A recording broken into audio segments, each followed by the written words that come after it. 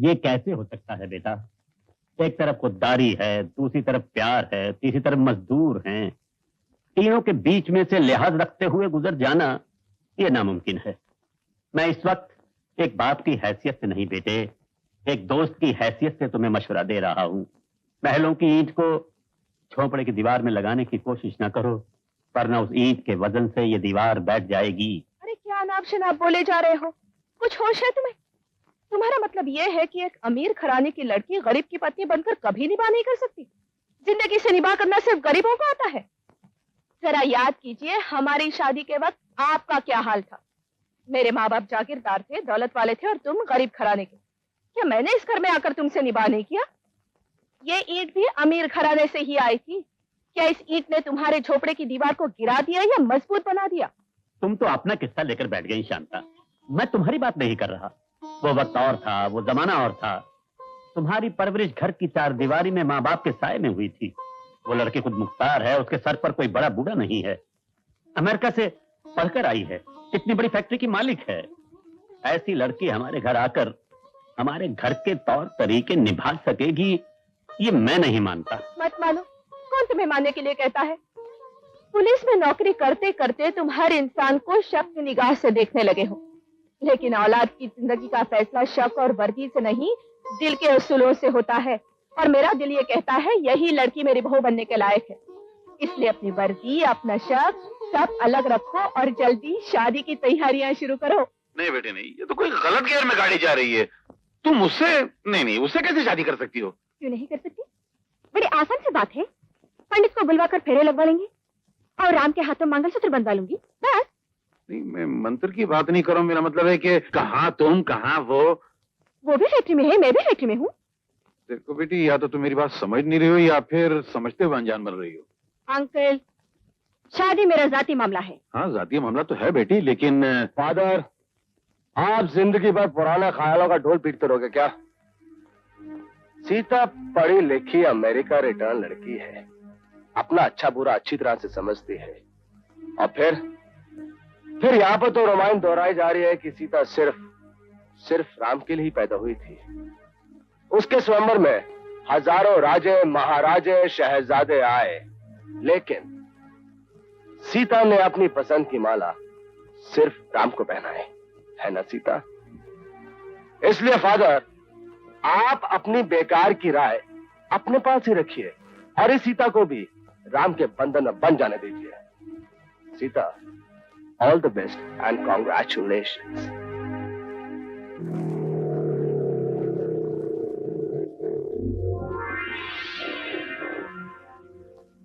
अरे ड्राइवर साहब, गाड़ी हटाओ, जाने के लिए रास्ता नहीं है।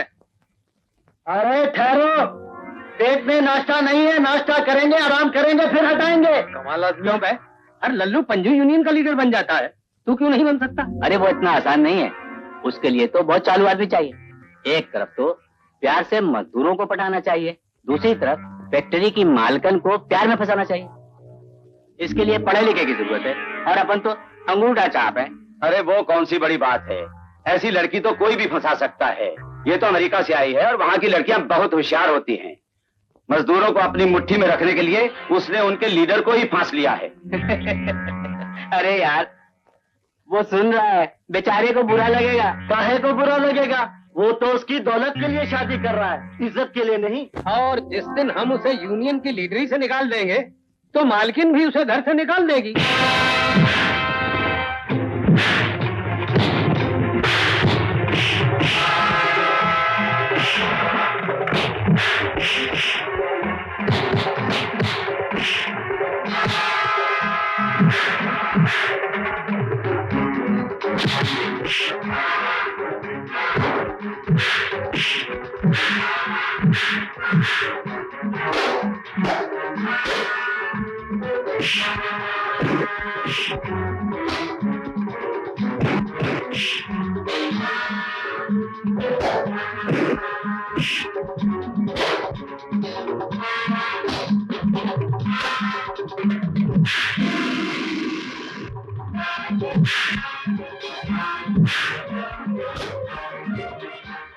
अरे क्या हो रहा है?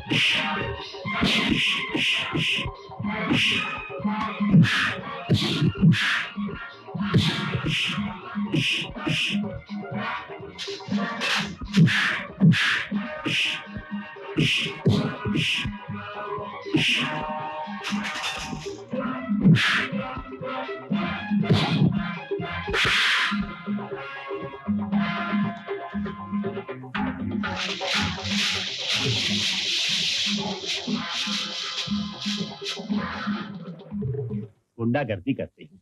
अरे तेरे कहीं चोट तो नहीं अरे है? नहीं पिताजी, इतनी वर्जिश तो रोज फैक्ट्री में हो जाती है। अरे वो तो ठीक है, लेकिन ये लोग थे कौन? ये मैनेजर रवि के गुंडे हैं।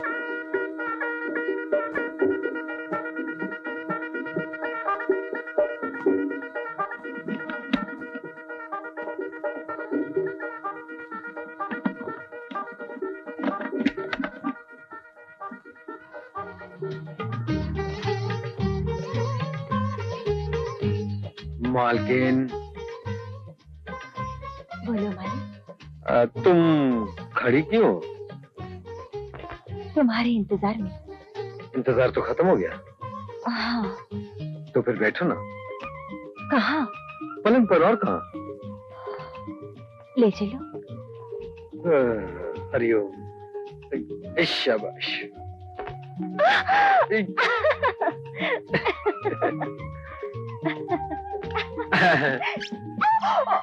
अरे ये क्या? एक मिनट। हाँ, ये हमारे खानदानी पलंग है। इस पलंग की इंसल्ट मत करो। ये पलंग मेरे परदादा के जमाने से चला आ रहा है। मेरे परदादा के यहाँ इसी पलंग पर मेरे दादा पैदा हुए, जो बहुत शरीफ और ईमानदार आदमी थे। और मेरे दादा के यहाँ इसी पलंग पर मेरे पिताजी पैदा हुए, जिनकी ईमानदारी की कस्में लोग खाते हैं। और मेरे पिताजी के यहाँ इसी पलंग पर मैं पैदा हुआ। एक मिनट। मेरे पिताजी के यहाँ इसी पलंग पर मैं पैदा हुआ, जिसके प्यार की कसम तुम खाती हो। और मैं चाहता हूँ, नहीं, मेरे पिताजी चाहते हैं कि हम भी इसी पलंग पर सोएं, ताकि हमारी औलाद भी शरीफ और ईमानदार हो। शरीफ और ईमानदार हो। और जब हमारे बेटे की शादी होगी ना, तो उसकी शादी में हम दहेज में देंगे इस पलंग को। हाँ, ताकि आती दुनिया तक ये सिलसिला जारी रहे। अरे फिर ठीक है, लेकिन ये झूलता है तो मुझे चक्कर आता है। चक्कर आता है? हाँ। क्यों? हाँ, बचपन से मुझे झूले में बैठने से चक्कर आने लगते हैं। ये काम करें, हम तकिया लेकर जमीन पे सो जाएं? सो तो सकते हैं, लेकिन औलाद का क्या होगा? ये पलंग बहुत लकी है। लकी है। हाँ, लकी तो है। लो, बिजली भी चली गई। क्या टाइमिंग है।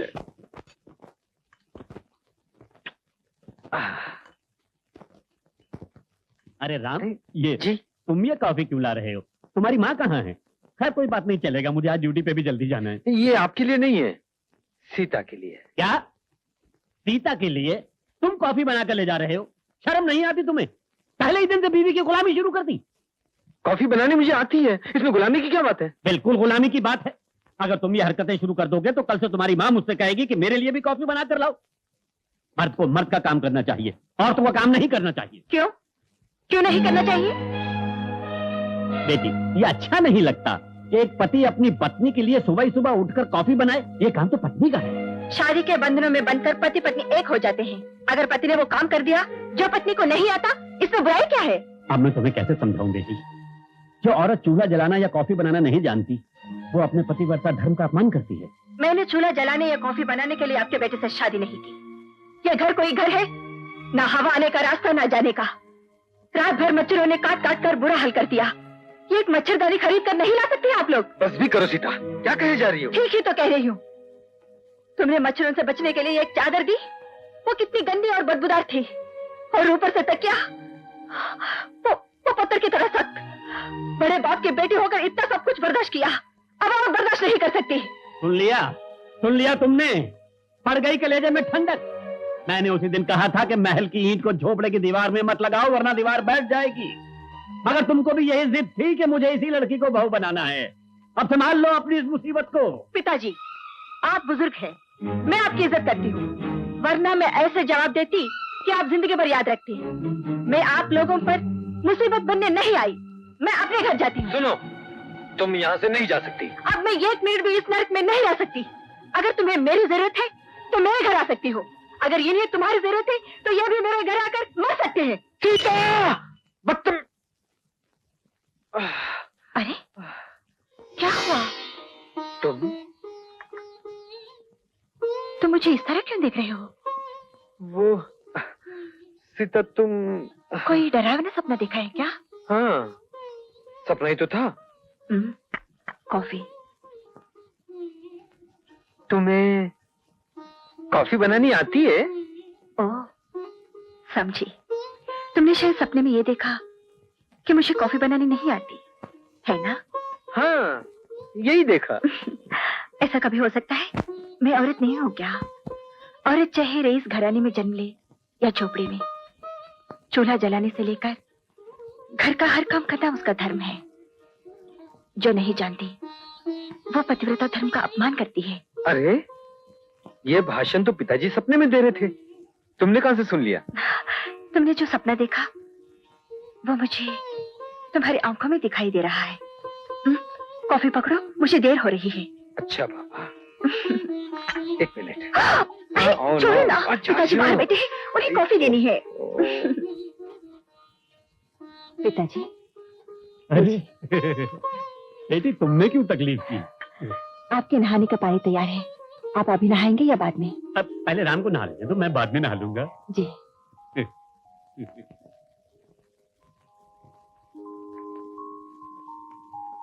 क्यों? क्या ख्याल है? किस बारे में? मेरी बहू के बारे में।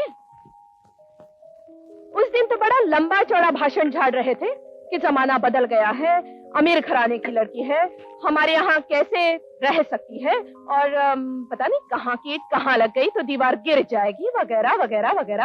अब क्या जवाब है तुम्हारे पास? अरे तू तो बेवकूफ है, बेवकूफ। तूने वो रेडियो देखा है? रेडियो हाँ। जब नया नया होता है तो कितनी अच्छी तरह बजता है। थोड़े दिनों के बाद विविध भारती लगाओ तो सिलोन पकड़ लेता है, सिलोन लगाओ तो रूस पकड़ लेता है, और साथ में 2-4 और स्टेशन पकड़कर जोर जोर से शोर मचाना शुरू कर देता है। ये रेडियो भी अभी अभी नया है, इसलिए शराफत का स्टेशन पकड़ा हुआ है। थोड़े दिनों के बाद देखना तेरा चुंडा पकड़ेगी। तुम पुलिस वाले कभी किसी पे विश्वास नहीं करोगे। क्यों? तुम अभी का वाकया लो। वो मेरे लिए कॉफी बनाकर लाई, बोलो हाँ। हाँ। तुम्हारे लिए नहीं लाई, बोलो ना। नहीं। बस यही गड़बड़ हो गई।